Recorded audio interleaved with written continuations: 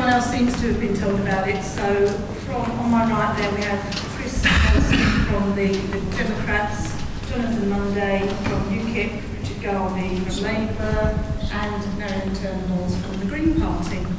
So let's get on with it. Hopefully you can all see us. We didn't want to sit on the stage because it looked a bit presumptuous.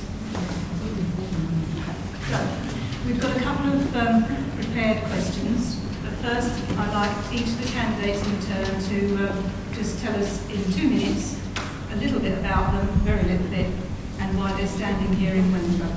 Can I ask you to start now? Can you speak up a bit, please? You can't hear. Sorry. Oh, I won't be here. I won't be talking hopefully now. Okay, my name is Marion Turner-Hawes and I'm the Green Party candidate for Wellingborough. I was brought up in Kettering and I live and work in Wellingborough with my wife Karen. I'm a self-employed consultant and we run a disabled person-led business which helps people with disabilities find the right home and start their own business. For 30 years I've worked in housing, social care and with the community where I've helped thousands of vulnerable people and supported groups and businesses to take the lead, like the Glamis Hall group here. I'm standing to be our MP because I've been appalled that in Britain, in 2015, over 1 million people are relying on food banks to survive, or can't afford to heat their homes, put food on the table, or pay their bills. But it doesn't have to be like this. My vision is that we stop competing and start cooperating and create a community that works for all of us and not just some of us. With us leading the way, people and businesses investing in each other and tackling poverty, loneliness and isolation together. Where everyone has a good education, good health care and can afford to go to university without carrying decades of debt. Where we work as a community to generate our own energy, insulate our homes and create well-paid jobs at the same time. Where older and disabled people are properly respected and supported to contribute, and where we all feel heard and have an equal say. The Green Party will put the components in place to make this happen. We will end austerity and we will invest in people and in services. But this isn't just my job, it's our job. These are our lives and our communities, and we need to think bigger. We need to recognise that by working together and respecting each other, we can create much better lives, here and now, for everybody. Thank you.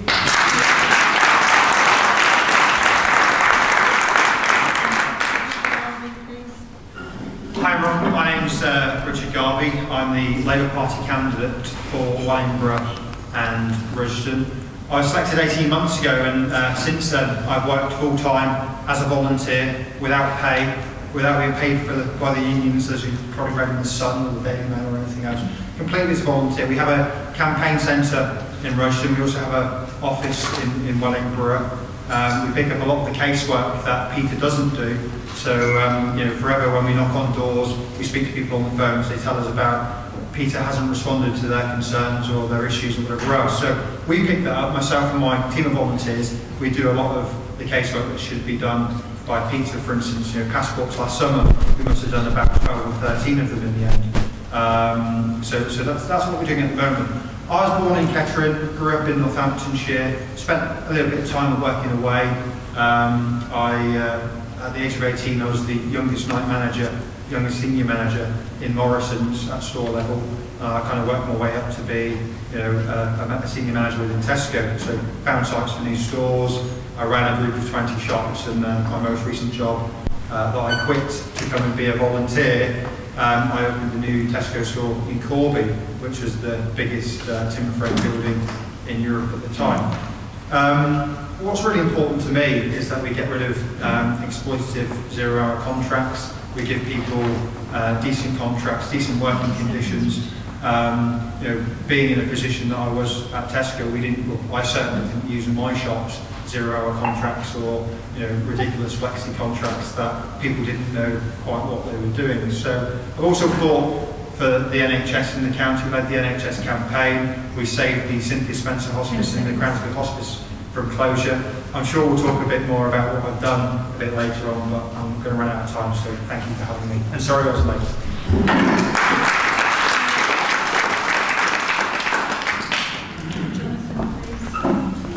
Good evening. I'm Jonathan Munday, and I've been an NHS GP for nearly 30 years. I am standing for UKIP in the general election here in Wellingborough. Britain is an unhappy country in a perilous state. Our government hasn't spent less than it has taxed since 2001. Last year, having promised to eliminate the deficit by this election, Osborne was still borrowing £91 billion to add to the mountain of debt, currently £1,500 billion, that he is bequeathing to his successor and to all our children and grandchildren. The interest payment on that debt is currently £48 billion a year, or £700 a year for everyone in this room tonight. When interest rates go up, the squeeze will get even worse. We do not make anything in this country anymore, and anyone wants to buy, and the deficit in trading goods was £120 billion last year. Yet the two other parties have fought this election as though that doesn't matter. Both parties are now so cynical, so practiced at lying to you, they have convinced themselves they can promise the earth to win the election and then renege on it afterwards and blame it on their coalition partners. Only you can ensure that they are wrong. UKIP is a party of ordinary men and women who are determined to stand up against the lies of the two old parties. We are not in the pay of the big unions like Labour or in the pay of the big business like the Tories. We have only ourselves, but there are more of us every single day. We are a party that has two great insights into the problems of Britain. We do not accept that Britain will ever thrive again unless we leave the EU, and we view the current levels of uncontrolled immigration as deeply damaging to our national life. UKIP are here to close the revolving door of British politics from Conservative cuts and failure to Labour splurge and disaster. We want to open the door to a new Britain of common sense values and common sense policies. When they haven't actually already stolen our policies, our opponents vilify and smear us. Tonight is your chance to find out the truth about UKIP. UKIP believes in Britain. I hope that I can persuade you to believe in us. Thank you.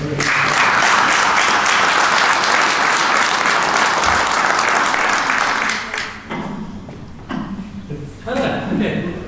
My name is Chris Nelson. I am the Liberal Democrat candidate for the Wellingborough Rushden constituency. Like a number of the people in the panel, I was born and brought up in Kettering, but I lived in the north Staffordshire for almost all my life. I'm very proud to be called this county home. My current job, as I'll go to in a moment, is after having spent 3 years working at school in Barton Seagrave, I'm now trained to be a science teacher, and I am. And I think having a good quality education system for this country is one of the most important things that we can do. The Liberal Democrats are standing in this election, both on the record of what we have managed to achieve in government over the last 5 years, reducing the national deficit, increasing the tax allowance to £11,000, which has cut tax for millions of middle and low income people.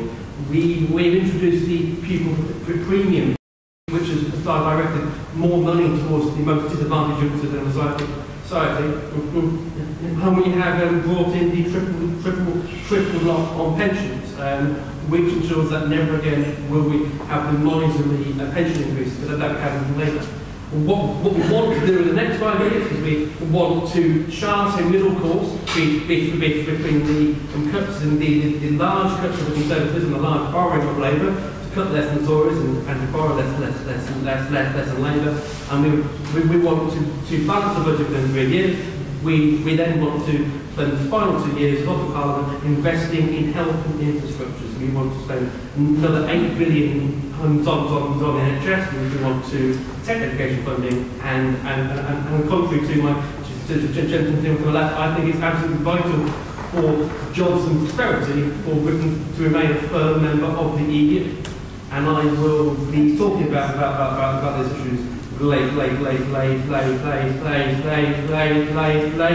I'm sure.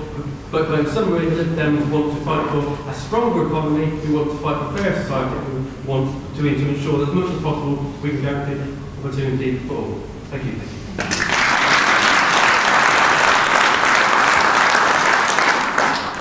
Thanks everybody. So the first question is, do you or your party think 300,000 net migration a year is sustainable? And if not, what would you do about it? Richard Garvie, please. So in terms of immigration, I don't think you can set a number on immigration at the moment. And the reason for that is a lot of people who come to live in this country, to work in this country, are people who come in to work in the NHS, key employers, whatever else. And to reduce the number of people, the number of immigrants who are working in our NHS, we need to put more into training. Doctors, nurses, midwives, social care, that kind of thing. And that's why under the next Labour government, hopefully from next Friday, where's the time gone? Hopefully from next Friday, we will invest in 15,000 new nurses, 8,000 new GPs, 5,000 new social care staff, 3,000 new midwives. And by investing in training for those kind of people, that will reduce the need for people to come from the other country. But look, immigration is the big policy football from Jonathan and Peter. Well, he's obviously not here to defend himself this evening, but they play on your fears. They use it as an issue. They use immigrants as scapegoats. They say that you're taking their jobs, it's bringing wages down and everything else. What's bringing wages down is by scrapping things like the agricultural wages board that Chris's party supported Peter's party on, by getting away, from allowing people to pay less than the minimum wage. And I've got friends out in sort of east of England, out Spalding, Peterborough, Boston way, and you've got employment agencies that bring people from Poland, Romania, wherever, and they pay £1.50 an hour, £2 an hour. They stack them in a caravan, 5 or 6 people in a room, same in terrace houses and whatever else. In some cases, you see people who, they sleep during the day, they get up, and then the day shift come home, and they sleep in the same place. That's completely wrong, and by dealing with exploitation, by stopping people from bringing people here illegally, that's what's going to reduce immigration. I don't think you can put a number on it. Jonathan says they're going to restrict it to 50,000. Now, how do you choose who can come and who can't? What if number 50,001 is a vital, heart surgeon or brain surgeon, somebody who we desperately need in our country? How can you turn them away because they're one person over the threshold? Ask Jonathan how his points-based system is going to work. He'll tell you he doesn't know. How are they going to pay for it? They don't know. And this is the real concern. Look at what happened in 2010 with the Liberal Democrats. They promised you the earth, they delivered nothing. UKIP are doing the same this election. And believe me, if you vote for UKIP in this election and they don't deliver their promises, there'll be people rioting on the streets, there'll be all kinds of disruption. And that's the real concern for me in this election. Can you trust what UKIP say? I don't think you can. Thank you, Richard. Being paid £1.50 an hour. The law, that's against the law. So if they are doing that, then why are they not being prosecuted? Well, exactly, that's the point, because the border control... You were in charge of when the Can I stop you there, please? Can we let the candidates speak first, and then we'll take questions from the floor? Is that okay? Thank you. Jonathan, please, do you want to respond? Yes. The facts about immigration are very simple. Labour in its 13 years of office let in 7 million new migrants to this country. The Tories in office have let in 2 million new migrants to this country. Net migration, that is the number coming in versus the number who go home again, is 300,000 last year, 300,000 this year, 300,000 next year. That's very nearly 1 million new people in 3 years. We don't have the houses for them. We don't have the GPs for them. We don't have the hospitals for them. We don't have the schools for them. And we don't really have the jobs for them. They're coming into this country, they has caused enormous wage pressure, has caused this borough in particular to have one of the lowest average wages of any borough in England. And that is the direct result of the sheer numbers of people coming to this country. It is not sustainable into the future. It cannot be sustainable. It is already too much. And what UKIP will do is they will put an absolute 5-year moratorium on unskilled immigration, no more of that, so that will raise wages for the poorest people, the poorest working people in this country, and then we will have a skills-based immigration policy for skilled workers, exactly the same as they have, working perfectly satisfactorily in Australia, in Canada, and in many other countries, and that will probably let in. Labour are desperate for me to put a figure on it so they can prove me wrong. We will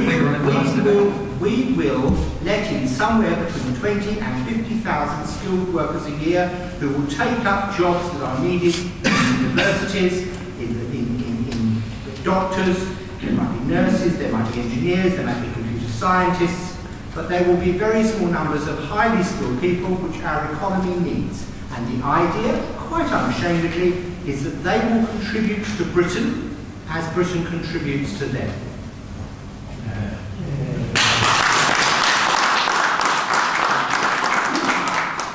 Even having said that, all those new migrants will not be allowed to access benefits, they will not be able to get social housing, they will not be able to access the NHS until they have been in this country and paying tax in this country for 5 years. And that is only fair that if we give them a home and a job, that they should contribute to this country before taking something back out again. Absolutely.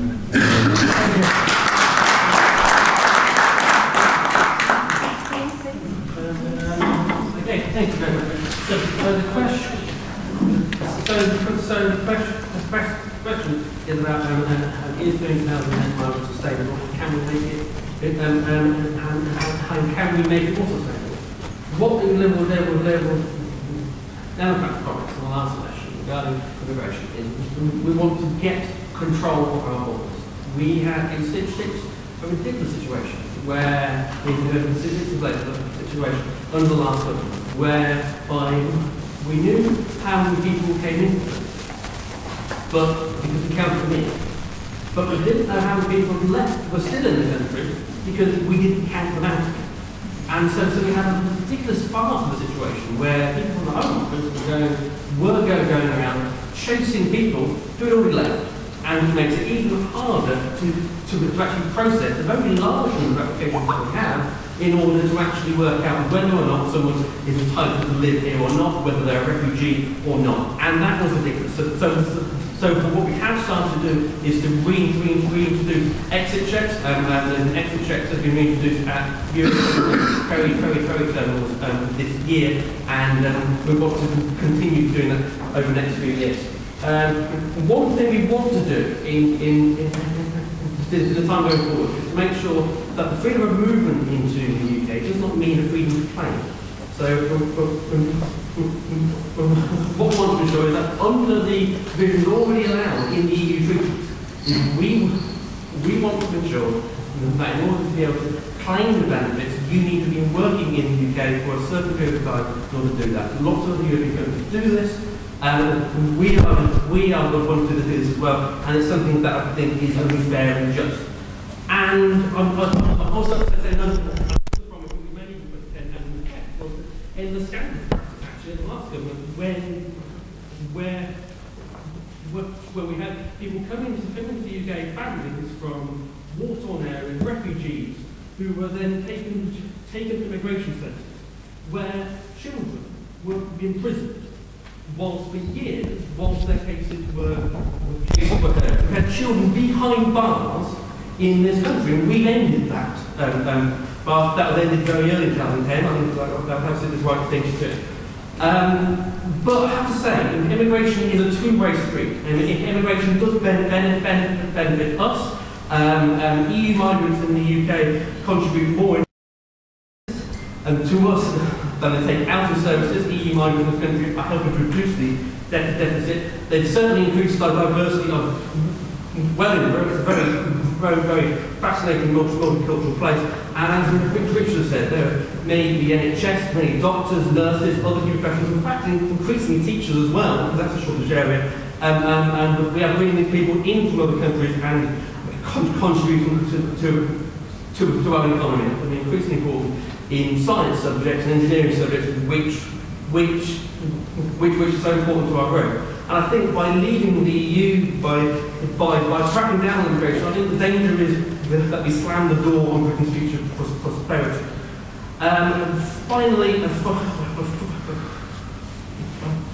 Finally, one point I'd like to point out as well is the EU My Freedom Movement applies to British people as well. There are almost as many British people living in the EU, and there are EU citizens living in Britain. There are over 1 million in Spain alone.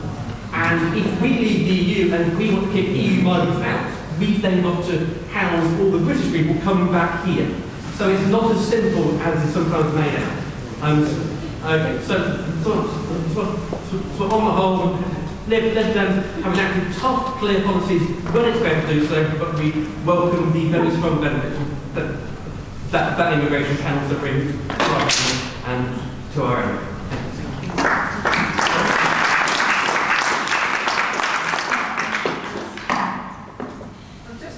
I want to challenge really the whole, all of the rhetoric about immigration. And at the moment, and it's whatever does, whenever times get tough, people start going on about immigration. I'm 50 now and I've seen it so many times in my life. I think we in Wellingborough live in a very mixed community, and it's always been a very mixed community. It's not got mixed in the last 5 years, it's always been very mixed.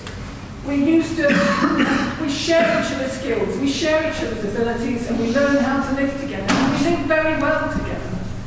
I mean, there's a number of issues here about numbers.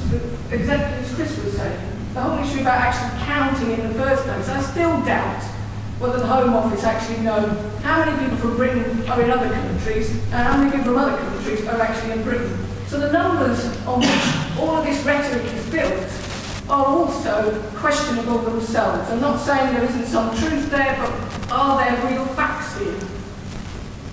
The other thing about the low wage economy is something that many people in Britain suffer because of the low wage economy. I'm sure nobody stands, nobody stands with a gun to their head, the employer, making them pay someone less than the minimum wage. We should be, this government has cut the staff, the teams that actually work in the local communities to make sure that people are paid a good minimum wage. We should be making sure the minimum wage is enforced at least and is payable to everybody, not just focusing on the impact on migrants and people in our areas.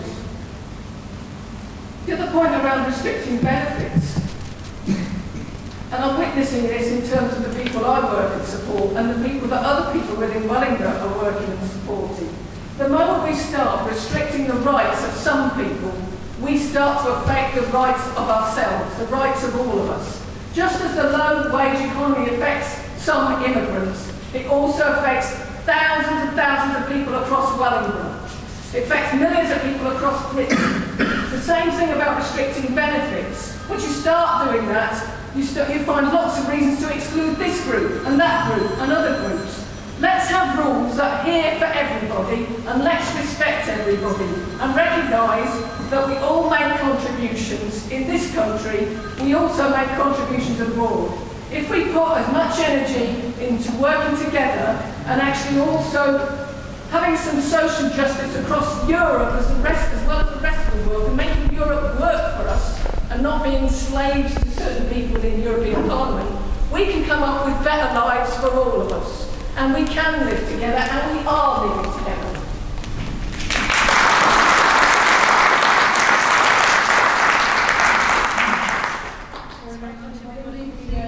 There are only 3 of these questions. The next one is, if you are not, what work will you do in the area to improve the lives of people in this constituency? Jonathan, please.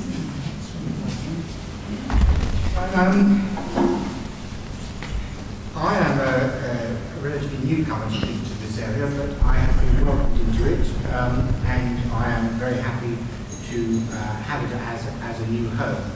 I work in London as a GP, and I will have to go back to working in London as a GP, and so I will be here only part of the time going forward. I am hoping to be elected as a councillor for Islesbrook Ward, and I would like to work with my constituency in Islesbrook Ward, which is going to face many problems with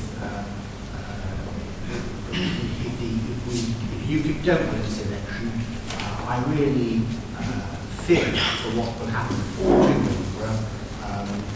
The situation with the people, the job situation will just get worse and worse and worse, and it will be for the council to try and ameliorate that as much as it can. But I would be very fearful for those people. So I will play a part as a volunteer in the community, hopefully as a councillor. But if you do not win this election, if politics continues in the same old fashion, whether it's Labour or it's the Conservatives that win, Britain is on further decline, and everyone's lives are going to get harder and more difficult.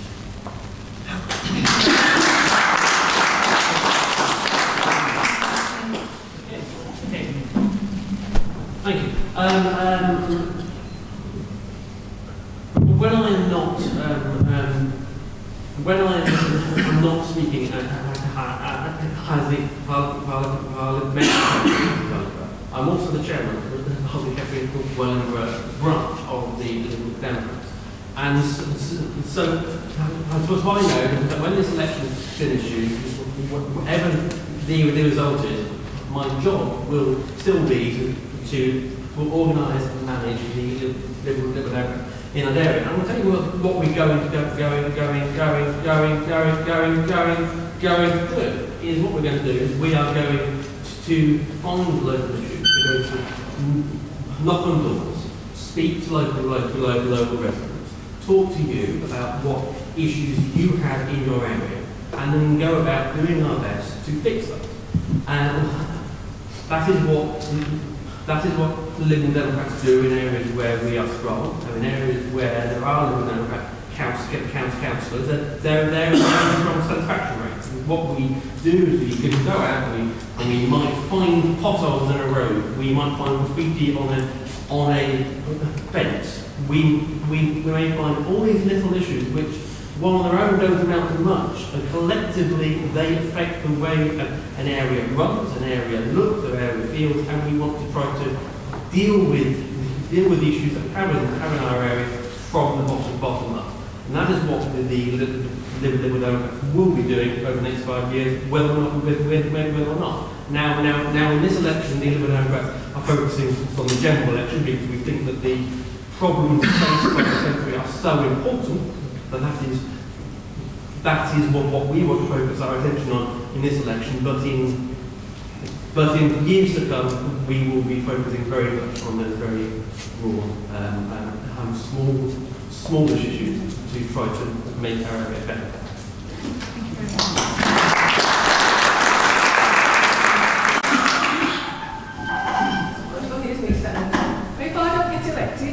If I don't get elected, I'll carry on working in Wellingborough, because I already work in Wellingborough. I'll carry on helping disabled people to start their own business and to find their own home. And I'll be working with members of the organisations that support Wellingborough, many other third sector and voluntary sector bodies, to try and get more money into our communities in the face of further massive cuts by the county council to our social care services, to our education services, and to various other services that they fund. I'll be standing up and working and fighting for that. I'll also be carrying on, we've already got meetings set up. My wife and I are part of the Castlefields community group, and we're doing work to improve our park, to improve the facilities in our park, and to improve the look and feel of our community. I'll carry on doing street clearing, which I've already been doing, and clearing the front yards of churches, which I was doing a few weeks ago. And I'll carry on supporting other disabled people in this community and speaking up locally for disabled people, but also nationally for disabled people for the Green Party. Got quite a lot to do with it, haven't I? Hopefully also, like Jonathan, because we're standing in the same ward, hopefully I will get voted in Islesbrook, because I live there and I work there, and I know that we can do a lot when we start working together and make things happen in our area. So I'm going to be very busy whether I get elected or not. And I'm going to be busy working in Wellingborough and working with businesses and communities and organisations that are trying to support people in Wellingborough. Thank you.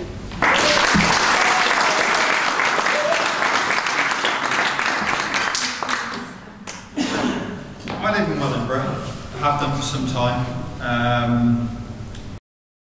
Instead of telling you about what I want to do, first let me tell you what I've been working on since I've become a candidate.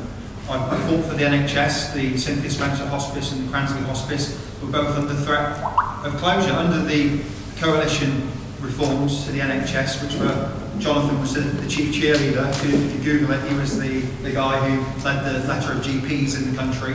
Under that change in our local NHS, they wanted to change the funding formula for Cransley Hospice and Cynthia Spencer from 85% NHS funding to just 15%. If that had gone through, they would have closed overnight. Let me be absolutely clear with you. So we stopped that. I've also led the NHS campaign in the county to fight against ward closures and bed closures at two critical hospitals. So you look at Northampton, you look at Kettering, you look at A&E waiting times, over 4 hours every week, the government missing their targets, and you think, why? And it's because they're closing beds, they're closing wards in the hospitals, even though we've already got people on trolleys in A&E. You know, the ambulances take people out of the ambulances into A&E, and the trolleys from the ambulances are what the people are on. So then the ambulances are stuck at A&E. So that's the sort of thing I'm campaigning against. I run the free firework display in Croyland Park. Last year we got over 8,500 people there.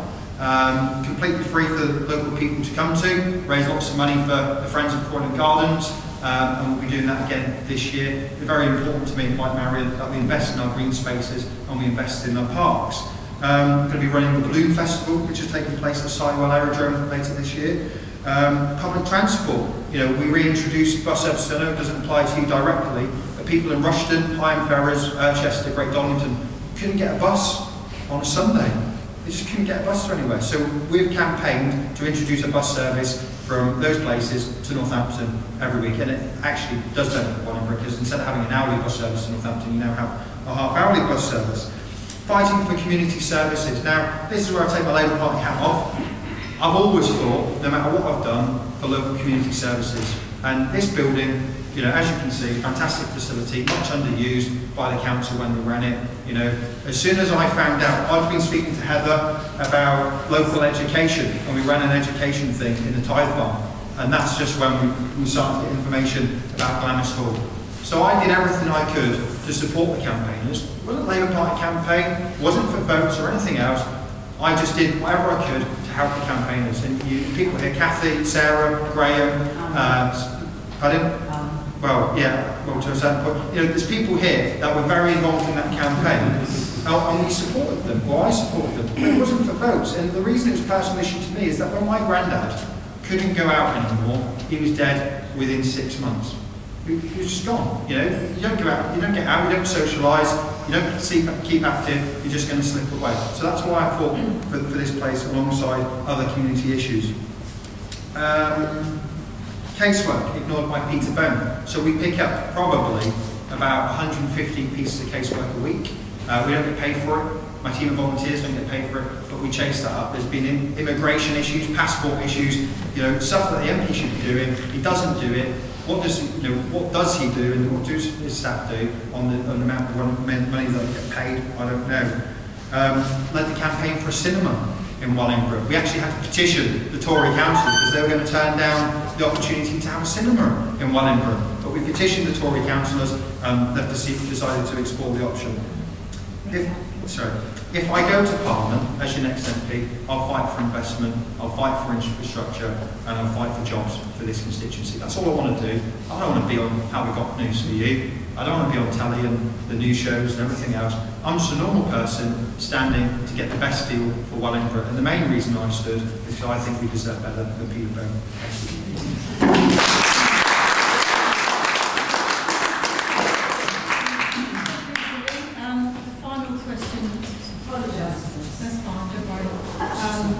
It is widely acknowledged that there is a need for improved medical services in population of 75,000. Locally we have, well, within 15 miles or so, Kettering, Northampton and Bedford all have an A&E. Walk-in centres are at Northampton, Corby, Market Harborough with a population of 23,000 and Bedford. So the question to the candidates is, what would you support? A walk-in centre, an A&E unit or something else? And why? Chris, okay, thank you. And the question I think is actually right. I think there is a need for improved NHS services within this area. I think in particular, bearing in mind that in North Hampshire as a whole, we are due to gain tens of thousands of new homes over the next 30 years. And with that level of increase, signs in our area, we absolutely need more health provision. And the most obvious place to do that is here in Wellingborough. Now, to answer the question, my personal view is I think it would be better to have a walk-in centre than an A&E. The reason I say that is purely because for an A&E there are likely cases coming in which are quite serious, which may require more special attention. And if that is the case, it is better for those to be done in larger hospitals where there is that medical provision on hand, and rather than that. And aside, and that is what the guys said. And I think we trust the medical decisions of doctors on that issue. But I think it's absolutely certain. I think there should be more provision here. I know that recently, in the last years, Garvie has had expanded provision for minor issues, for routine complaints. I think there's absolutely a case for having that kind of provision here in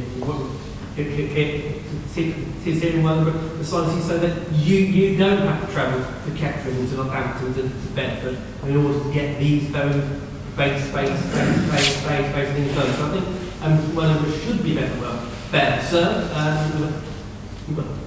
but it doesn't necessarily be day-to-day needs, so long as our ambulance service is properly funded and maintained. So on the NHS broadly, the Liberal Democrats in this election are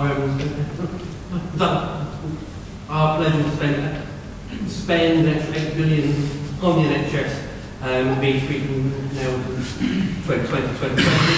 The minimum that NHS England says that we need in order to keep things going. The unfortunate problem is that the actual problem that it has are actually much larger, but with the difficult economic circumstances we've got, none of the parties are actually proposing the full sums that the NHS needs. So we are going to have very difficult times over the next 5, 10, 15 years, and so that's why it's absolutely important that we have a local MP for Wellingborough that is keen to fight for the services we need. Thank you.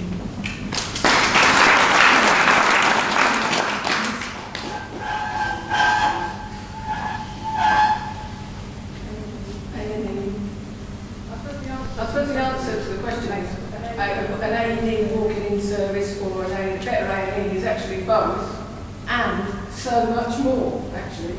So much more than just that. I know Peter Bone has been talking about us having an A&E service in Wellingborough for a very long time, but it hasn't transpired yet. He mentioned the other day that has now been agreed. We want to make sure, and I will work to make sure that it is, and it does actually happen. We do need that extension of a walk-in service in Wellingborough, akin to the service that's already operating in Corby. But we also need the better and improved A&E facility at Kettering General and at Northampton General. At the moment, both Kettering and Northampton are taking the weight of nearly 1 million people. 700,000 people from Northamptonshire, and then people from South Leicestershire and North Milton Keynes area. That's a lot of people that those services are covering. We need better and practical services within our community. But it's not just about A&E facilities. We also need GP practices, which when you go along to, you can actually get in to see your doctor within at least a couple of days, not wait a month to see your actual doctor. The bottom line for NHS services is it's been starved of funding. And alongside that, social care has been massively cut funding in social care. So no wonder there's massive queues for people at A&E. They can't get to see the doctor. And there's loads of people that need social care services that just aren't getting them anymore. And it's about to get much, much worse with those funding cuts that are coming from the county council. What we need are community solutions where all this works together. So we've got, yes, we need an A&E facility, yes, we need a walk-in, but we need social care to be working properly in our communities. We need community services. The likes have been provided by the likes of Wellingborough Homes through sheltered housing. Glamis Hall provides a community service. Lots and lots of other community services within our town need to be supported. They're on their knees and some of them are about to collapse. We had the catastrophe of the community wellbeing tender that collapsed before Christmas, which is actually supporting thousands of people across our town already and across the borough. Those things, we need NHS to work together. The Green Party will invest £12 billion per year between now and 2020 in a new parliament in the NHS, and a further £9 billion into social care, and put further funding back into local government that's been taken out. We have got to invest in what we want. And if we want things to work, we need to put the money in that, prioritise those. But actually the whole thing just becomes a recycled problem if we as people in these communities are not leading this. Just like Glamis Hall, we need to lead. Otherwise, we're just waiting for politicians or political parties to decide what they're going to do. It has to be about us and what we need in our communities and working to make those things happen together. Yeah. So you put money together, but you put people in power of that money, we can start to really make a difference in this community, and that's what I will work to do, and that's what the Green Party will invest in. Thank you.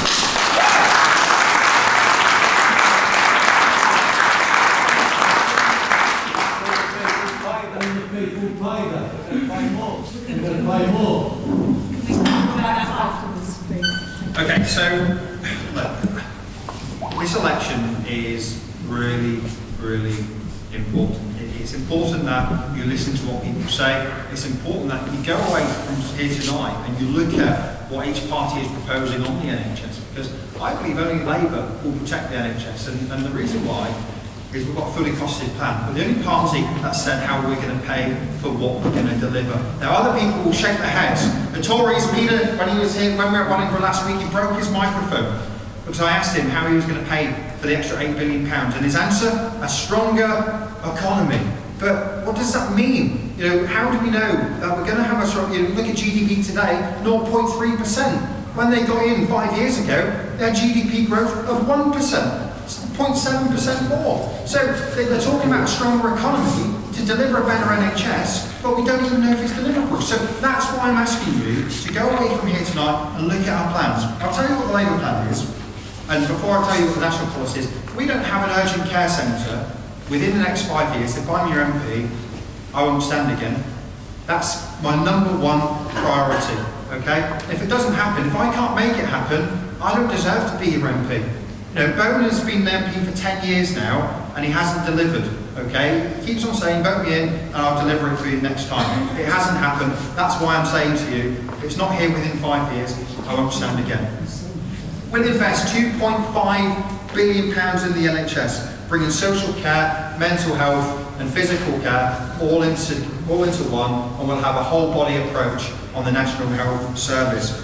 We'll recruit 15,000 nurses, 8,000 GPs, 5,000 new social care workers and 3,000 midwives. We'll guarantee a GP appointment within 48 hours. And this is why Labour will introduce a mansion tax. I know it's not popular with some people. I'm not sure if there's anybody here tonight who's got a mansion worth more than £2 million a year, but if you have, you'll pay an extra 250 quid a month on your council tax. I don't think that's a bad thing. It's a deliverable plan. You know, I agree with Marion. You know, we do need an A&E department in Wellingborough. We do need a hospital in Wellingborough, in an ideal world. I just know I can't promise you that. I can't deliver that. It's not going to happen.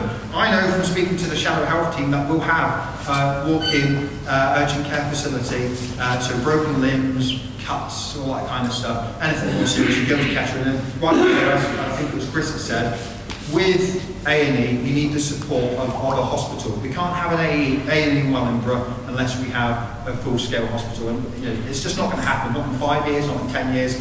In terms of percentage population-wise, we just don't have that many people in the local catchment area to justify a full hospital.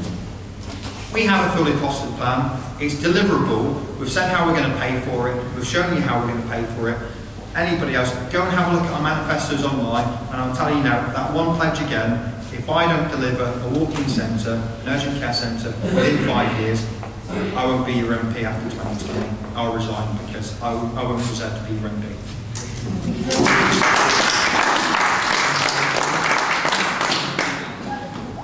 Can I take any questions from the floor then?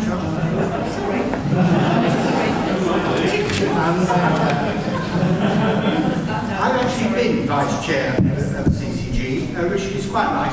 It was partly due to my letter to the government that actually gave me the courage to push through CCGs, and they have been a huge improvement for somebody working actually in the health service, a huge improvement over PCT's neighbour's invention, because they have given the decision making to clinicians and also, almost as importantly, to patient consultation. The reason Richard won his battle over the hospice is because CCGs were forced to listen to patient consultation in a way that PCTs simply weren't. So, it's partly, I'm afraid, due to your political enemies that gave you your victory.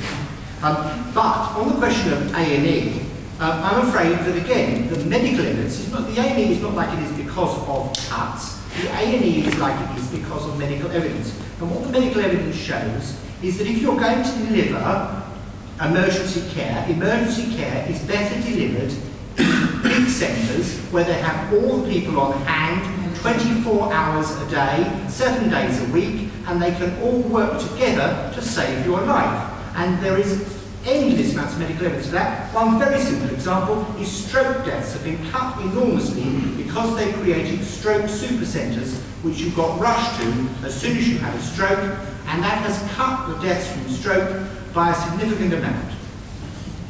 So CCG, if it's trying to set up a walk-in centre, is really rather behind London, because London has set them up over the last 5 years, and we've started closing them down again because they didn't do what people wanted them to do. And what we're now doing is making more investment in GP services. UKIP promises that every GP will be open at least one evening a week, and that a local GP practice in your area will be open every weekend in normal sort of office hours. So more local access to you, your medical record will be there, shared through a shared computer system, and this will be much better for you than flocking to even a relatively nearby walk-in centre. It is integration of the NHS and social services which will lead to efficiencies that the NHS needs. People have talked about, Richard has been boasting about 2.5 billion investment. The Stevens report, which was published recently, requires an 8 billion investment in NHS services, and that assumes a 3% year-on-year efficiency saving, and the NHS has never been saved efficiency more than 0.8% in any of the last 10 years. So it's a very big ask. So 2.5% doesn't really cut it. And UKIP is going to promise £3 billion, which will also buy the GPs and the nurses and the midwives that Labour is talking about, but it will also offer efficiencies by stopping health tourism, which will save £2 billion a year, and by stopping new migrants into this country accessing the NHS as I described earlier.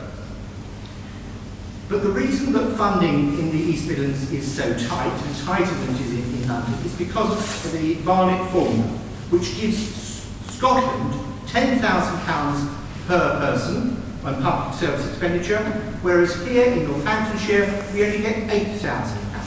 Unless the country is prepared to go to Westminster and change that fundamental rule of public spending, the type expenditure here, the cuts necessary to Northamptonshire Council, which the Green Party has been talking about, they're terrible cuts, but they're caused, they're not, the County Council doesn't want to do them, I'm sure even though they're Conservatives. They don't want to cut that badly. They have to cut that badly because they don't get a fair share of the of public spending cake. And the only party that is prepared to go to Westminster and demand a fair share of public expenditure in Northamptonshire is UKIP, because only UKIP will cancel the Barnett formula. If he comes in as your MP, he will come in with a whole load of Scottish raiders, and they will want to take as much money back to Scotland as they can carry.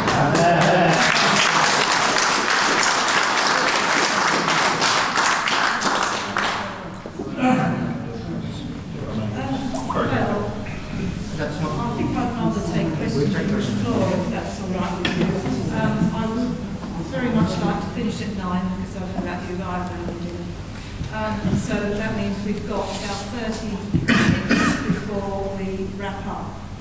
So I'd like to do a 60-second sum up from each candidate at the end, and it will be 60 seconds, everybody. So that probably gives us time for, depends how long you go on, so if we can, I'll take a question from the gentleman at the back. If I can ask you all to try and stick to the 2 minutes, and when I say 30 seconds, just please wind it up. So gentlemen at the back, please. Yes, I'd just like to say, ask the panel, statistics show that austerity hasn't worked. What the people, most people in this room, I assume, like myself, I work in other people, have been punished by the coalition over the last 5 years, whilst the Tory, it's a shame Peter Bell's not here to apologise, whilst he's supporting, his Tory friends, his rich friends have benefited. Now, Richard might, you might be nodding, but unfortunately under Tony Blair, the rich got richer and the poor got poorer. Now, 30 years. Now, three of the panel here, their party's policies want to continue austerity, want to continue cuts and carry on what the Tories have been doing. I'd like to know whether the 4 members of the panel support their party's policy on austerity. Because I know there's only one member here on the panel whose party is actually against austerity and wants to help hard-working people. Now, where do the other three stand? Okay, so, Marion, you want to go first? I'll say because you said you want to Well, we completely challenge, we completely refute the idea of actually needing to have this austerity. Where do I begin? So many people have been punished because of this. So we started back in 2008, 2009 with the collapse of the banks. So where do we go to get that money from to cope with the collapse of the banks? We go to the poorest people to get that money to cope with the collapse of the banks. It's completely illogical. We're talking about within the Green Party, you know, the government spends £740 billion a year in running our country. It's about, we want to invest another £177 billion on top of that into our communities, our services and ourselves. And if you think that's a lot of money, be aware that since 2008, the government put £375 billion into quantitative easing that went into the banks. So we do have the money, we do have the resources to do it when we want to do it. So why not? Let's invest in people, let's invest in each other. Let's invest in not just in jobs for the sake of jobs, but jobs that are going to make this community thrive, jobs that are going to reduce CO2 emissions, generate electricity that could create wealth for our communities, invest in our homes, invest in insulating our homes, put people back to work in public and community services, serving people and the community. There's plenty of work options. It's just how we slice the apple up. We can use that money differently. We just need to come from a different angle. It's not about necessarily paying more because we've already paid that money out. It's how we use those resources and how we do the best for each other.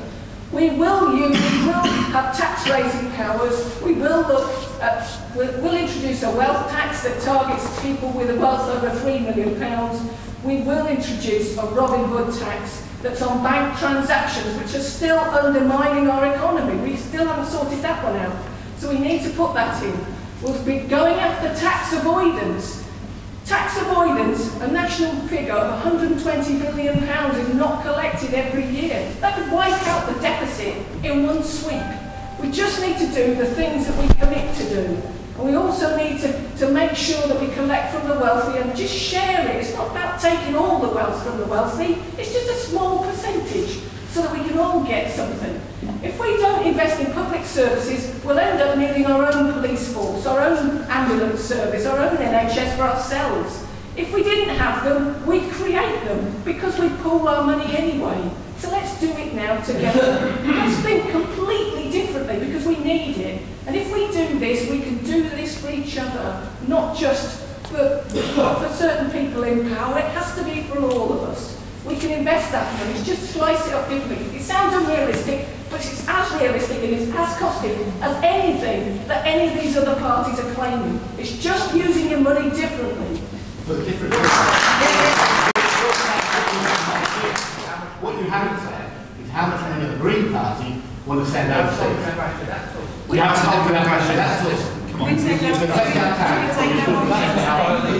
Keep it on point. Should we take that one next? I'm not saying that she's not about spending the money here, but she's also not Can we take that one next? We'll do that as a different question. But look, Richard. austerity hasn't worked, and the Labour Party for 4 years or whatever else, they argued that point quite well, I think. Ed Balls argued it really well, and just as the public were coming on side with it, we changed our argument. And we didn't change our argument as such. The papers will tell you we did, the papers will say that we support austerity. Look, what we've said, what Ed Balls has said, is that we will match the Conservatives on their spending for the next couple of years.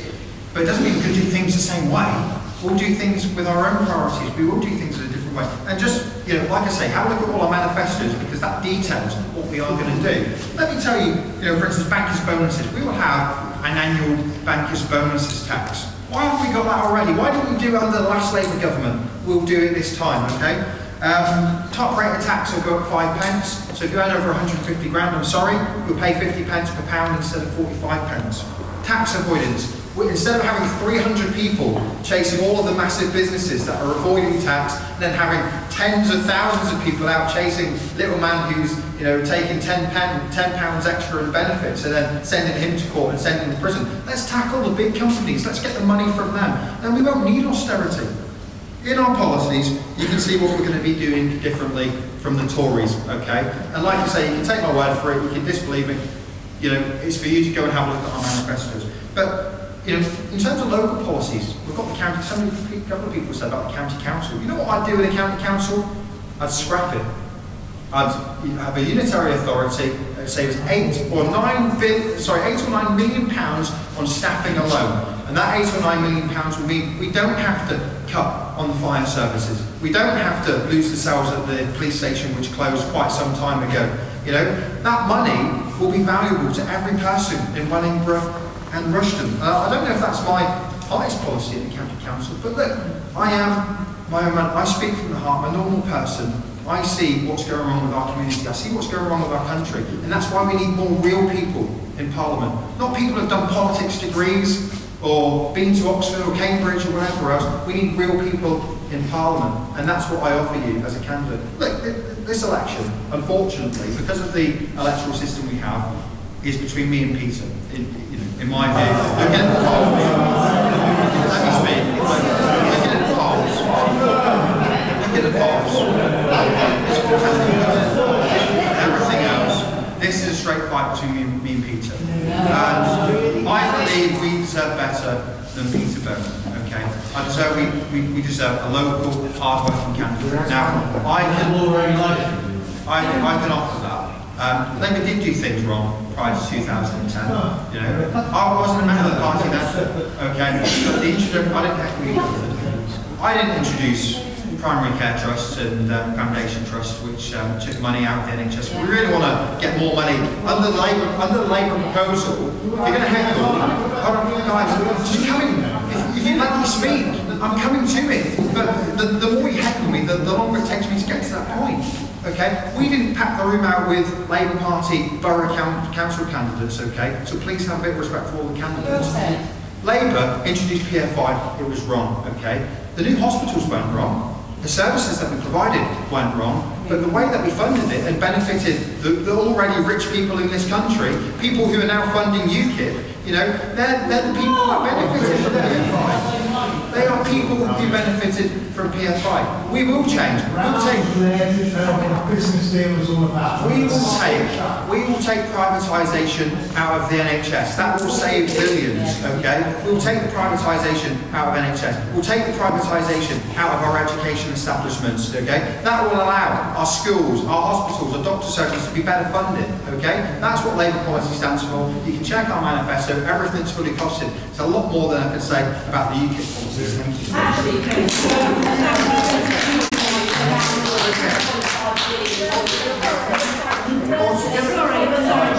Can you let John Can you please be quiet, let the candidate speak, please? We're here for.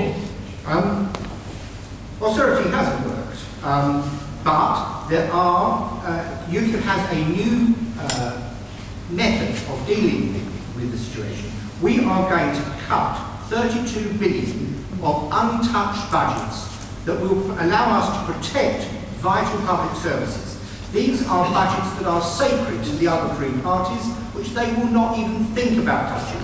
And they are a cut to the overseas aid budget, a cut to our EU contributions by leaving the EU, we will scrap the bargain formula, and we will end vanity projects like HS2, which are going to cost £50 billion to move us 20 minutes nearer to Birmingham.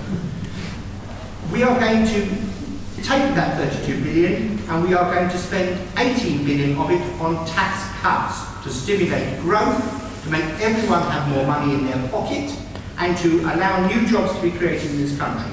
And some of the tax cuts that we are going to allow, we're going to raise the tax threshold to £13,000.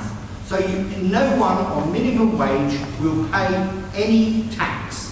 And that is a promise that will have to be over the lifetime of the Parliament. Part will be done on day one, but by the end of the Parliament, no one on minimum wage will be paying any tax. And that is something that is more than any of the other three parties in this room can say.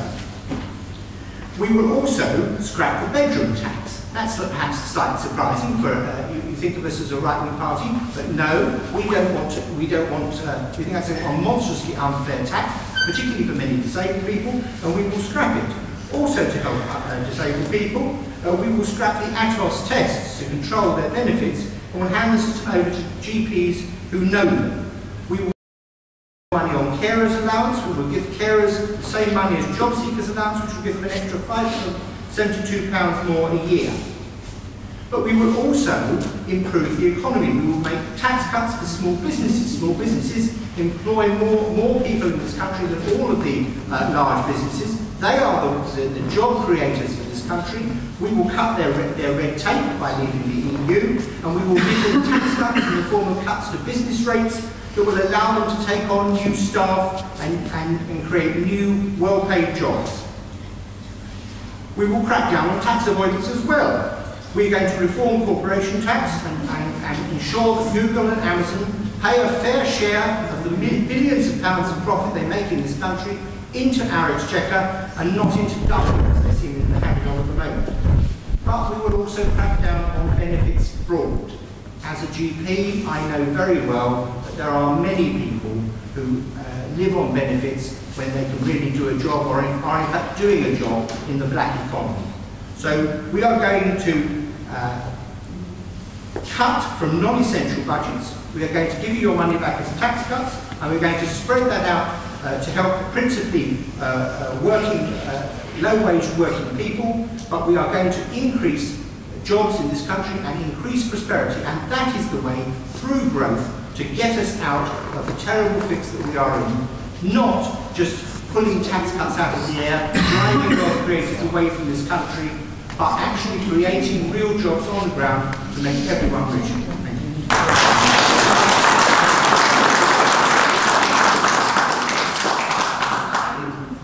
Okay. I thank the gentleman for raising the point about austerity, and I totally understand why you say it. Austerity is not a pleasant thing. None of us, I hope, got into politics to cut services that we've built over many years. I know certainly I didn't. but unfortunately, difficult economic circumstances of the country makes it necessary. And the important thing for the Democrats is to make sure that we handle that as fairly, as appropriately as we possibly can. Now, the Green Party in this election are trying to argue that austerity is a choice. That they're trying to argue that we can manage a way to do deficit, that we can pretend that we are not in the situation that we are. The Institute of Fiscal Studies actually has looked at the Green Party proposals and says actually they don't believe it's fully costed. And I think the words they use involve that there is no money tree that we can shape to get lots of money to pay for everything. Let me say to you, Marion, if there was a magic bullet that would end austerity, end cuts tomorrow, I would be standing here proposing. There is no magic bullet. The way to get out of the deficit is through hard work and trying to manage it as fairly as we can.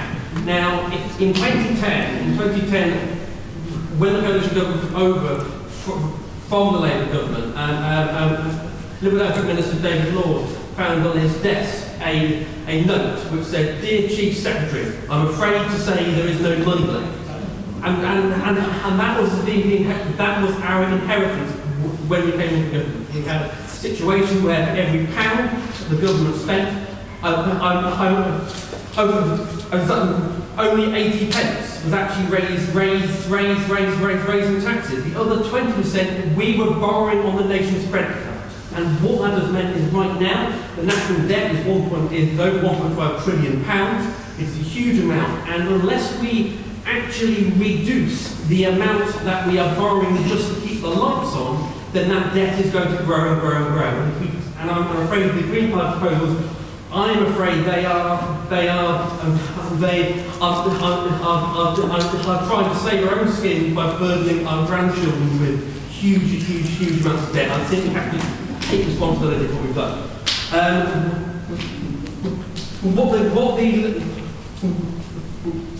Now, Richard has also said that austerity doesn't work, but I think it's quite disingenuous. In 2010, Gordon Brown and Alistair Darling stood at that election promising to cut public spending.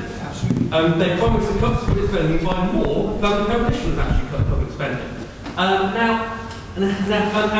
for Richard to say, as the Labour Party did do, stand in the House of Commons to argue against everything that was happening, despite the fact, knowing full well that they would have done something very similar had they been in power. And I'm afraid all three parties should be saying to you, there is no easy answer. We have to argue about how we do it, but there is no easy answer. Now, what the Liberal Democrats want to do in the next 5 years is we want to balance the budget by 2018, not 2020, like Labour wants to do. And we want to do that with a mixture of some cuts, and also to raise taxes on the most wealthy, so the wealthiest pay their share. We, like pretty much every party, want to tackle tax avoidance, but we particularly want to close some of the loopholes that the Conservatives wouldn't let us close, particularly on capital gains tax. But what we want to do is make sure that as much of the burden falls on the wealthiest in society as we possibly can. What we then want to do in the final 2 years of the Parliament is to then invest in infrastructure, invest in our economy so that we can grow and get jobs. I think that is the best plan that we have. It's cutting less than the Conservatives, it's borrowing less than Labour, and it strikes a fair course in the middle. Now, Jonathan rightly talked about taking people who earn the minimum wage out of tax altogether. That is also the Democrat policy. We increased most of that down to £11,000 already, something that David Cameron said we couldn't afford, but we did it, and we want to increase it even further. And we want to we also want to reform the benefit system that we have. in order to ensure that no one can be sanctioned without first having a yellow card, without having a warning. We want to review the way the sanction system works, because it has been working on a much trigger-happy basis last. So why did you do that?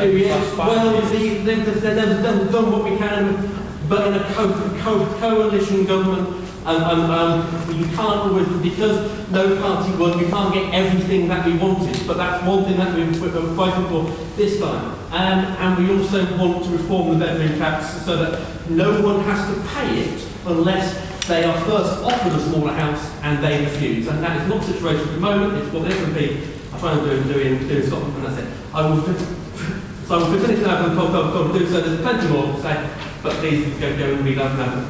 Better. Thank you.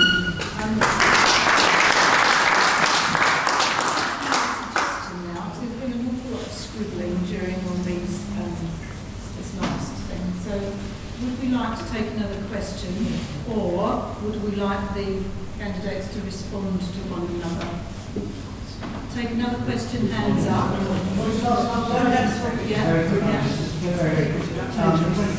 This is actually genuine observation, both nationally and locally. Not just a few answers, but just a bit of feedback from everyone.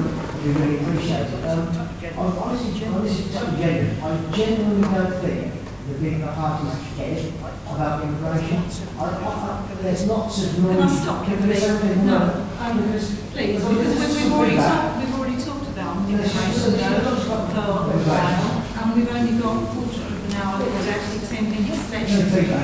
Yeah, I'm sorry. We've got lots of questions. So I think we'll try to. My suggestion would be get to a few. Can we have 1 minute response for maybe? Well, it will be only 1 minute's responses then. And can I not have anything about immigration, anything about the NHS, or anything about austerity? Because we've had those three. Please, don't we have something different? We haven't asked any questions about it. That's what it's all about. Here to ask panel questions about the topic that they want to talk about. We've got to give our opinion to them so they can know how we feel. That's what it's all about. All I was going to ask is not about, genuinely isn't about welfare and people working and going into the field. I don't think exploitation is after 100%. Some people would argue that's their choice, that's the whole day. What I'm saying is, I think they don't get it. It's not about all of that we hear already on TV. It's about the whole of our communities changing the whole face. Loads of shops that people can't even pronounce. It's the whole communities are changing. Unless the parties are going to tell us what they're going to do about that and let people feel British again. Everybody's going to turn to the Thank you for that. The chap back in the I'd like to move the debate slightly away from all of those issues.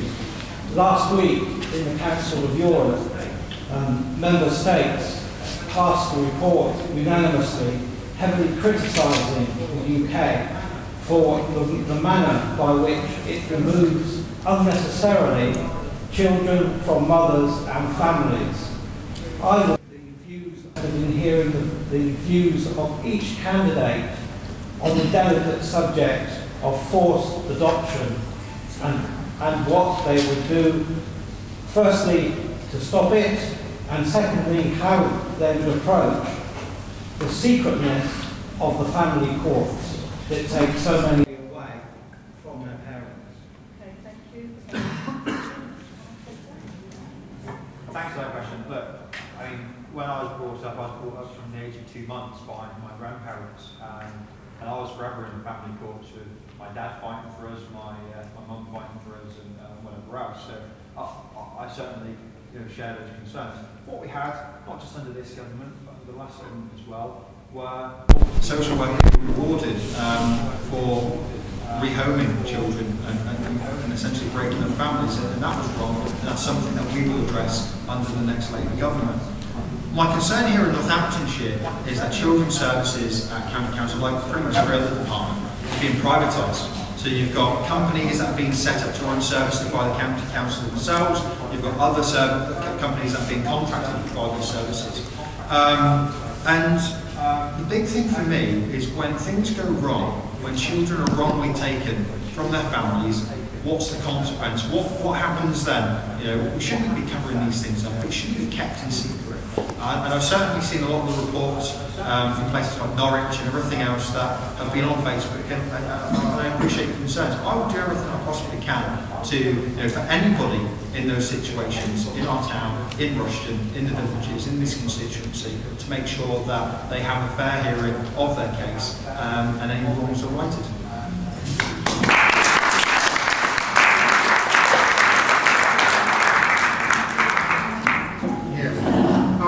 Well, I absolutely agree with the question. My own personal opinion, I'm not sure that it's necessarily UK official policy, but my own personal opinion is the family courts have far too much power and are far too much dictated by political correctness. There have been in the papers two cases, two opposite extremes. In one case last week, there was a report that the children were locked in a bedroom so that the mother of the children could spend the night with a known paedophile, and that was all right with the courts. And then there was another case also in the last week in which the children of a woman who died, unfortunately, of breast cancer, who had an extraordinarily messy divorce from her husband, her dying wish, which was accepted by the courts, was that the children should be adopted rather than go live with the father. UKIP has two policies, official policies in this area. We want a presumption in family courts of 50-50 sharing of access and control of natural children in a relationship, and we also want to give grandparents automatic right of access to their children, to their grandchildren, where there has been a bust up between either the son or in-law or daughter.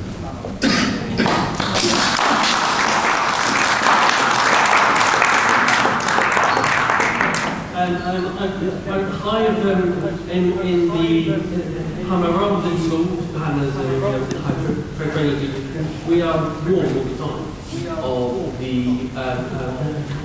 of the neglect and abuse that I'm afraid does go on to quite a large level within society. We've seen lots of cases in Bradford, in Oxford, lately. Of lots of serious sustained abuse many years that actually wasn't addressed, and many children actually did go unprotected. So I do sympathise when there are bad cases and where there are mistakes are made. I think social workers do a very difficult job under a lot of criticism from all parties, and I'm not going to start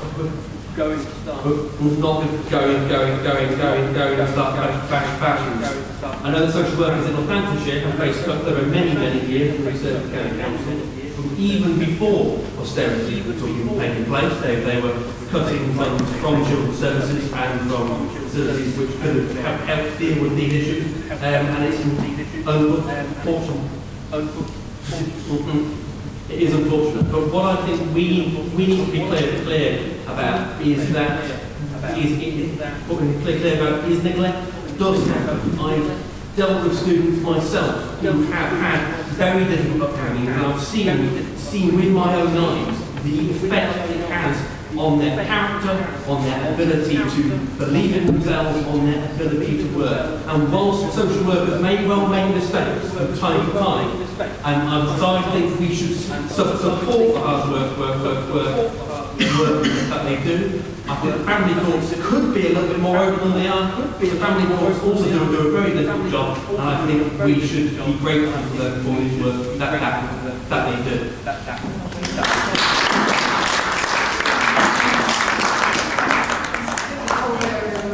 Child protection is extremely difficult.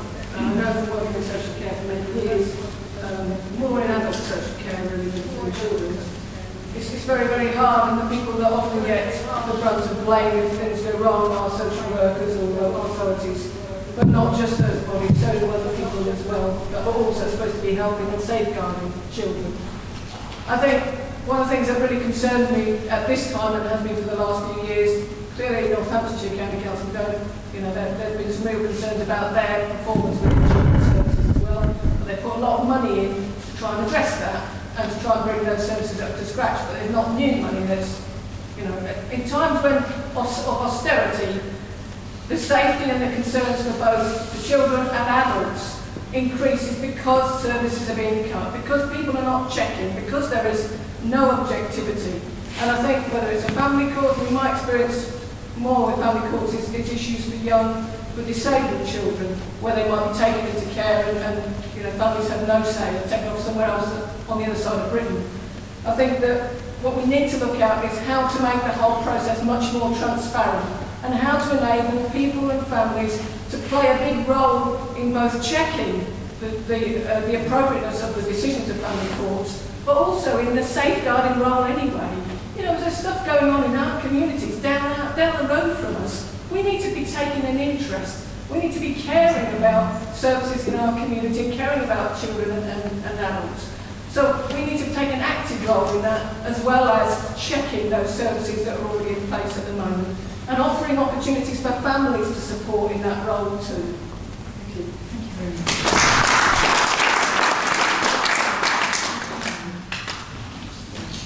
Well, we've got to, it's 9:05 now, so if nobody minds, I'd like to get a 60 seconds, and it needs to be, please, sum up from each candidate on whatever you like, really. So, Jonathan, would you like to go first, please?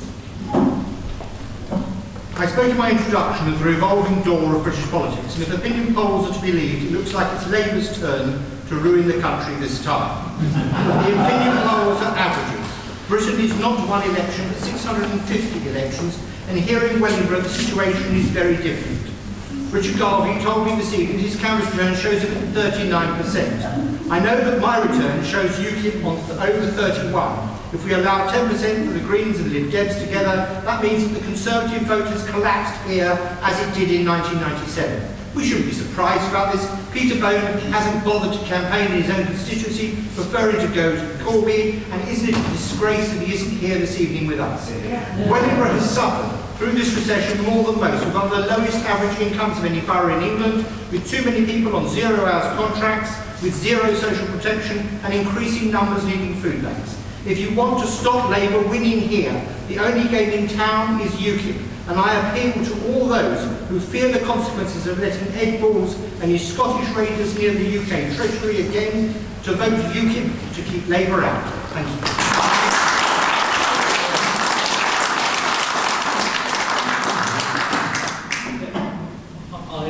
I'm not going to start trading statistics on what the election here might be in the next what matters is the vote on May the 7th that you all are part of, and I think we should be very wary of anybody's canvas claims since they are notoriously unreliable. What the Liberal Democrats are standing for the election here is for a stronger economy and a fair society. As I've said earlier today, we believe in freedom, both freedom from the state interfering too much in your lives, but also freedom to have the opportunity to make the most of your lives. And we want to remove a lot of the barriers facing people from low incomes by taking people on minimum wage out of tax altogether. Now, in this election, the likelihood nationally, the national polls are reliable, the likelihood nationally is that no party is going to win a majority. Most countries will. The question is, what form of coalition do we want? Do we want a coalition that includes the extreme conservatives like Peter Bone here, and UKIP? Do we want a coalition with Labour held to ransom by Alex Salmon and Bay, or do we want the Liberal Democrats plotting a stable course for a fair society, keeping things sensible in the middle? If you want that, if you want the Liberal Democrats there, the more votes and the more seats that the Liberal Democrats win in this election, the stronger and we will have half of the election like we did in 2010, and we will do our best to continue to deliver it. Thank you for So I hope you did very carefully for May the 7th.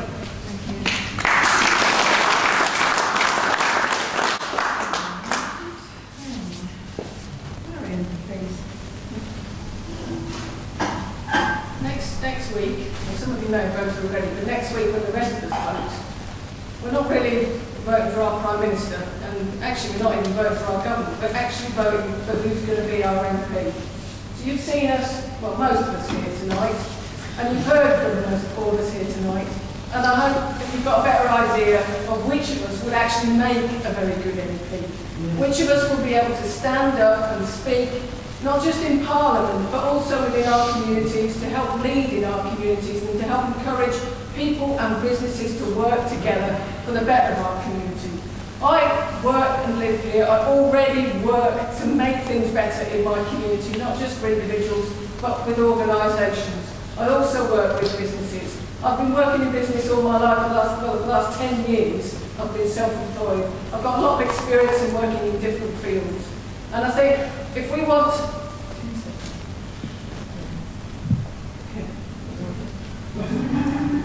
Next week is your choice to choose your MP.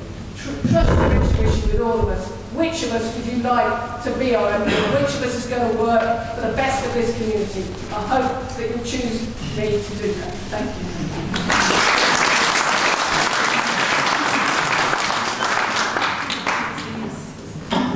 Sorry, just can you include your answer? You didn't answer about what you were doing if you didn't get elected.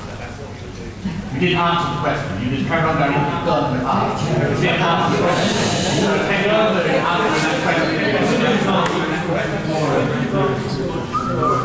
So look, I've got a track record of delivering for Wellingborough and Rushden. Whatever my party policy has been, I've fought for what's right for the people of this town, the people of Rushden, and people of the villages. Okay, when that's my party policy or not. I will put this constituency first, like I have for the last 18 months. The Tories and the Lib Dems have got a plan for the government. I believe that Labour Party have a fairer plan, a better plan. And they've got their own priorities. We have our priorities. What we're going to pledge to you is a strong economic foundation, high living standards for all. You might laugh, but we're the only party with fully costed manifestos. Proper controls on immigration. Let's stop the exploitation. I mean, yeah, I could have easily brought all of my council candidates here tonight to heckle Jonathan and to heckle Marion and to heckle Chris, but I didn't do that because it would be wrong. For you to do that.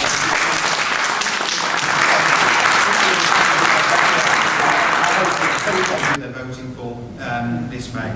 But I'm not going to bother reading the rest of my speech. I'll probably comment. But if you want a hard-working, passionate, local MP who's already delivered for this constituency, then I'd urge you to vote for yourself. If you're thinking about voting for Peter Bone, he couldn't be bothered to come here tonight. He said he saved this centre. He did bugger all.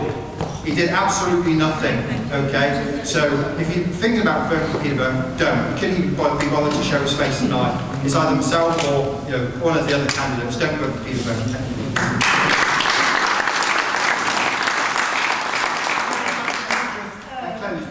I thank you, Heather, and all the team of Glamis Hall for all the work they've done to prepare this evening for videos. I will send them to you later. Thank you very much indeed.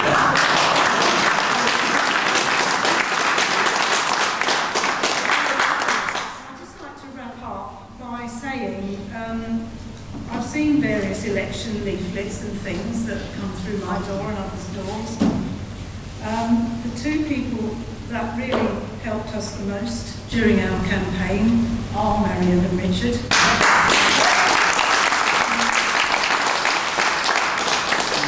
Marion and Richard both were, although we kept it quiet, members of our committee that met pretty much every Saturday round at Sarah's or at the museum or wherever we could catch a room. The Conservatives did not help save this building. We failed to get them to keep the service open, but they were forced to give it to us in the end because of the public opinion. Please don't believe somebody like Jenny Dixon, who apparently has helped us immeasurably, and if 2 meetings in town and half a dozen emails are an immeasurable help, then yes, she did. Alan came to all our meetings, very kind. Jonathan came to one of the council meetings, and that's it. Oh, beg your pardon, we met with Andrew Scarborough once, and that's it. So anybody who says we helped save Glamis Hall, that is the truth. But I've just told you. Anyone else, if it's anything different, they're lying to you. So on that note, thank you ever so much for coming. It's been really nice to see you all. I think, are we going out that door, or is that one open as well? No. Yeah, that one's open. Yeah, they're both here, so we can't park. But if you'd like to make your way out, then we can all go and have some dinner.